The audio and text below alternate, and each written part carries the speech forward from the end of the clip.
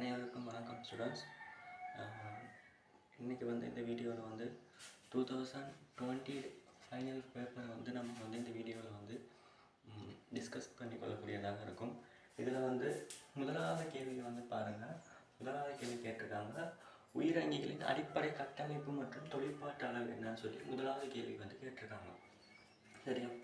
உங்களுக்கு தெரியும், தாவரங்கள் விலங்குகள் போன்ற பல்வேறு அங்கிகள் தாவரங்கள் விலங்குகள் போன்ற பல்வேறு அங்கிகளின் உடல் ஒழுங்கமைப்பு மட்டங்கள் எடுத்தால் முதலாவது களம், அதுக்கப்புறம் இலையங்கள் சேர்ந்து வர்றது அங்கம், அந்த அங்கங்கள் சேர்ந்து வர்றது தொகுதி ஒரு அங்கியாக முழுமை பெறக்கூடியதாக இருக்கும். இப்போ 2020 முதலாவது கேள்வி கேட்டிருக்காங்க, களம்னா என்னன்னு சொல்லி. ஸோ நம்ம இந்த முதலாவது கேள்வி செய்யும்போது வெறுமனே களம்ங்கிறதுக்கான டெஃபினிஷனை மட்டும் படிக்கிறது மட்டும் இல்லாமல், இப்போ 2020 களம் வந்துச்சுன்னா அதுக்கு அடுத்தடுத்த வருஷங்களில் இதில் எது சரி ஒரு வாரத்துக்கு சாத்தியக்கூறுகள் இருக்குது. ஸோ முதலாவது களம்னா என்னது? உயிரங்கிகள். முதலாவது ஐட்டம் அடிப்படையானது உயிரங்கிகளாக இருக்கணும். உயிரங்கிகளின் அடிப்படை கட்டமைப்பு மற்றும் தொழிற்பாட்டு அளவு தான் என்னது? களம்ங்கிறது உயிரங்கிகளின் அடிப்படை கட்டமைப்பு மற்றும் தொழிற்பாட்டு அளவு. இந்த களங்கள்லாம் ஒன்று சேர்ந்து உருவாகிறது தான் இலையம்னு சொல்கிறது. அதாவது களங்களின் கூட்டம் குறித்த ஒரு தொழிலை அல்லது பல தொழில்களை ஆற்றுவதற்காக சிரத்தடைந்த பொதுவான தோற்றுவாயை கொண்ட களங்களின் கூட்டம் இலையம்னு சொல்லப்படக்கூடியதாக இருக்கும்.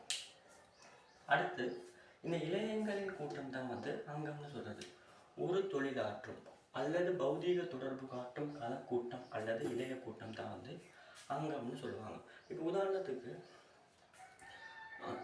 அடுத்தது தொகுதி தான் என்னது? ஒரு தொழிலை ஆற்ற இணைந்துள்ள பல அங்கங்கள் தான் தொகுதின்னு சொல்லப்படக்கூடியதாக இருக்கும். ஒரு தொழிலை ஆற்ற இணைந்துள்ள பல அங்கங்கள் தொகுதின்னு சொல்லப்படக்கூடியதாக இருக்கும். இப்போ உதாரணத்துக்கு ஒரு சமிபாட்டு தொகுதி எடுக்கணும்.